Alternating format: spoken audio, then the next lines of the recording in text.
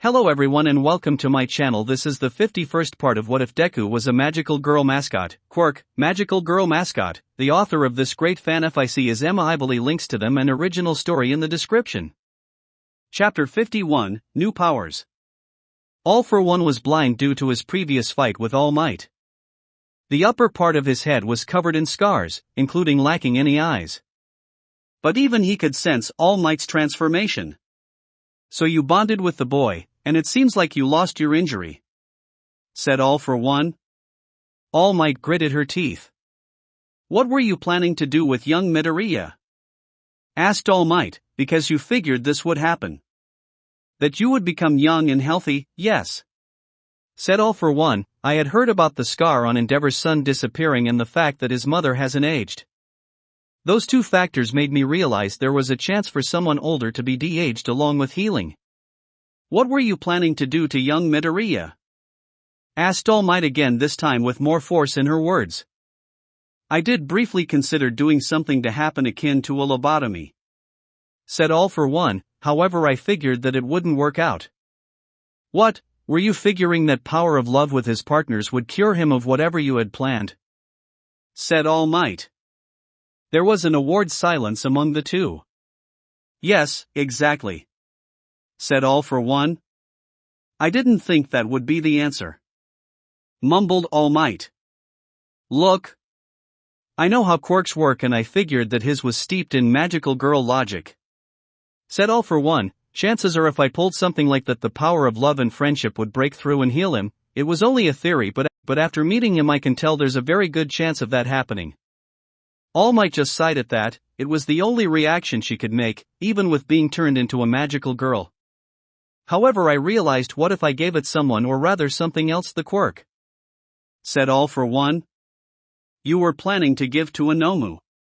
Said All Might.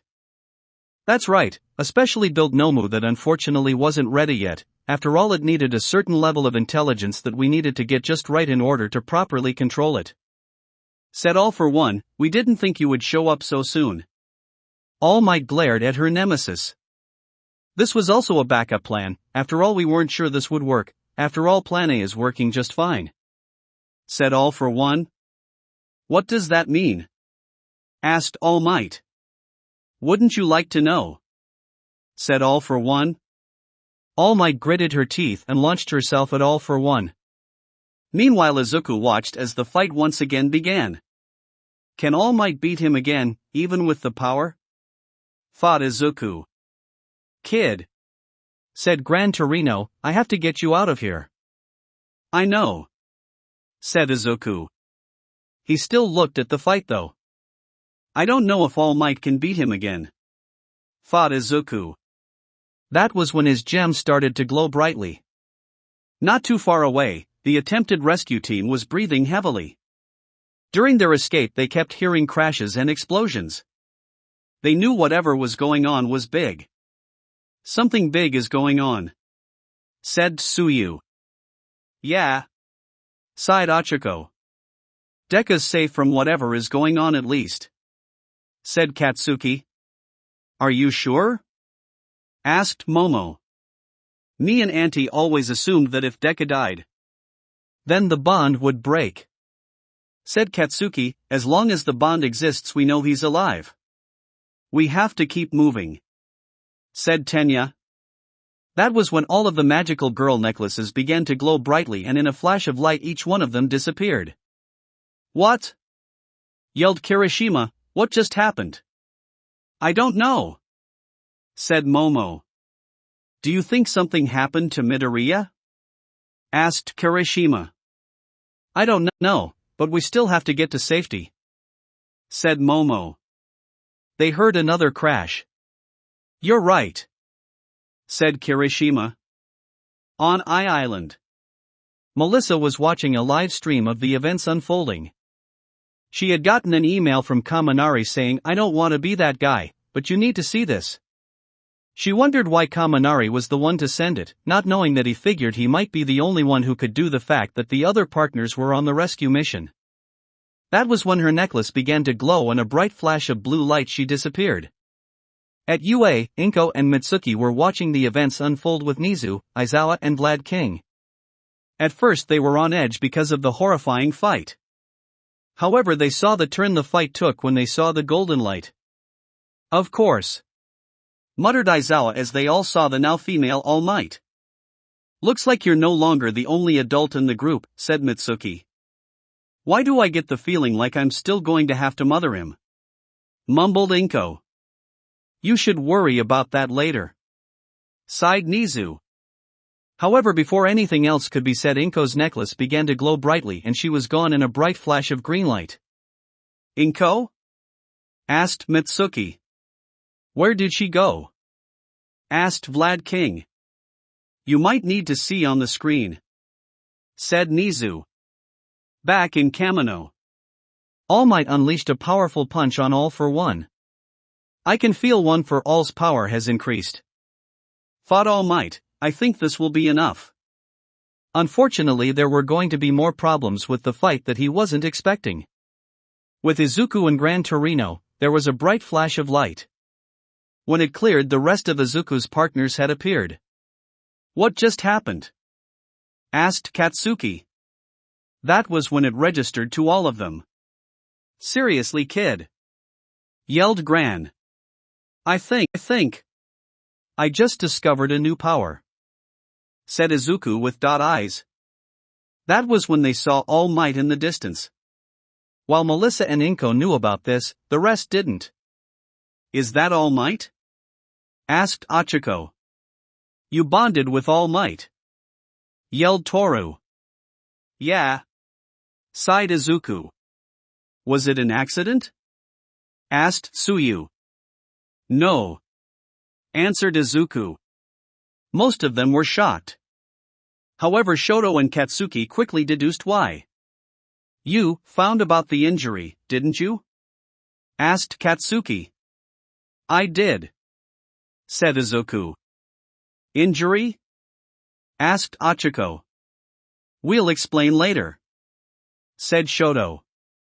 Back with All Might's fight. He saw that All for One had gotten up despite a heavy injury he was showing. "It's such a shame," said All for One. "It appears your new little pet has discovered a new ability in his roster, one that just made everything worse." "What?" asked All Might. He turned around and saw the large group. All for One aimed at an attack at them. Thankfully, the group had saw it. Shoto grabbed her necklace and transformed. She created an ice wall to block the attack before All Might could even react. All Might smiled at this. "They need to leave, however," thought All Might. She knew that Izuku was the only one who could activate the telepathy. On the other side of the ice wall. "We need to get out of here," said Inko. "I'm sorry. I didn't even know I could even do that," cried Izuku. "It's fine," said Melissa, reassuring him, "but I think we should wait a bit to leave." "Why?" asked Tsuyu. "I can only carry a couple of you," said Gran Torino, "and I don't know if all of us can escape." "That's right," said Melissa, who transformed. She got walked over to Izuku. "I can get it off him," said Melissa, "but it will take a few minutes. We can come up with an escape plan once it's off." "Wait, can you even maintain your human form long enough?" said Tenya. "You haven't been getting any sleep," said Achiko. "Since I just bonded with All Might, I got extra time," said Izuku. "We can easily form an escape plan," said Tenya. "We just have to make sure that we can get away soon and as quickly and safely as possible," said Tsuyu. "And make sure Katsuki doesn't do anything stupid," said Toru. "What the fuck does that mean?" yelled Katsuki. "We all know you want to tear that wall and join All Might's fight," said Achiko. "Like you don't, round face," yelled Katsuki. "It's not time to start fighting," said Inko. "She's right. We need to talk about what you all are wearing," said Inko.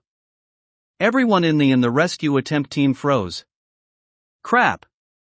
Auntie is using mom powers. Thought Katsuki, sweating. We just decided to play dress up at Achiko's apartment, said Toru. Then why is Katsuki dressed like a boy? We all know Katsuki's identity issues, said Inko. I just wanted to try it, said Katsuki, starting to sweat. All but Shoto, who was focused on the wall, looked at Izuku, Melissa, and Gran Torino. Melissa had a look on her face that said, I need to focus on, so don't drag me into this. I don't know any of you, so don't drag me into this, was the look Gran Torino was giving them. I'm going to have to agree with Mom on this one, said Izuku. None of them could accuse him of being a traitor as he wasn't in on it. They were now trapped in a corner. There was no way to get out of it. That is until Toru noticed something. Wait! Does Izuku have wings now? Yelled Toru. However, with the hecticness of everything, Izuku hadn't noticed his wings. Wait! I have wings, said Izuku. He finally noticed his new little wings. Inko sighed. Although Inko didn't use her mom powers often, Katsuki could tell what the sigh meant. They were going to talk about it when it was all over. Back with the fight. You know. I just realized, I haven't told you about my plan, said All For One. I don't need to hear it, said All Might, knowing it would just be a distraction. Are you sure, even when it deals with your master Nana Shimura? Asked All For One. What? Asked All Might. That's right, my apprentice, Tamura Shigaraki, is Nana Shimura's grandson, said All For One. All Might's eyes winded in horror. I was trying to figure out what would annihilate your golden heart, and then I found Tamura, said All For One. I groomed him to hate you. I was you smile so proudly as you beat your master's decadent. That's not true, yelled All Might. That's impossible. Oh come now All Might, you know it's the truth. It's clearly exactly what I would do, said All For One. All Might was trembling in horror. Now All Might, where is your smile now? Mocked All For One. However, All Might couldn't help thinking about his master. Back with the others. Achiko lightly poked his wing. It's really soft, said Achiko. You're right, said Toru, joining in the poking. Can you please not poke my wings right now? Said Izuku.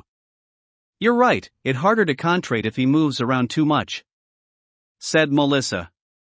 But how did I get them? Asked Izuku. They appeared after you bonded with Toshinori, said Gran Torino. Toshinori? Asked Izuku. That's Uncle Might's real name, said Melissa. I know All Might's real name, said Izuku, with eyes sparkling and making everyone sweat drop as a response. I didn't say anything because I thought you noticed, said Gran Torino. But why did they appear now? Was because of All Might Quirk. It does feel really powerful even if I can't use it at the moment, or was it because if you count me, there's 10 people in the bond and if gave me a power boost? Said Izuku in one of his mumbling sprees. Are you okay, kid? Asked Gran Torino. He does this, said Melissa.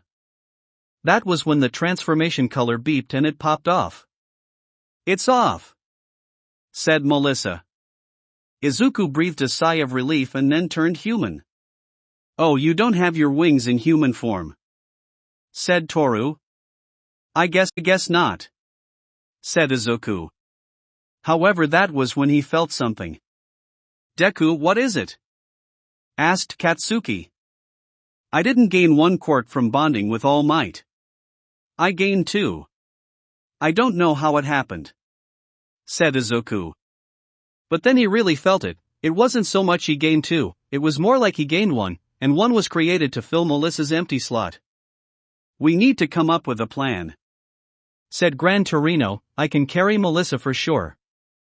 It's probably better if I only carry a couple of you, said Achiko. I know I don't have as many limits, but I know what you mean, I think I might need to use Respro Burst, said Tenya, but I will have some trouble.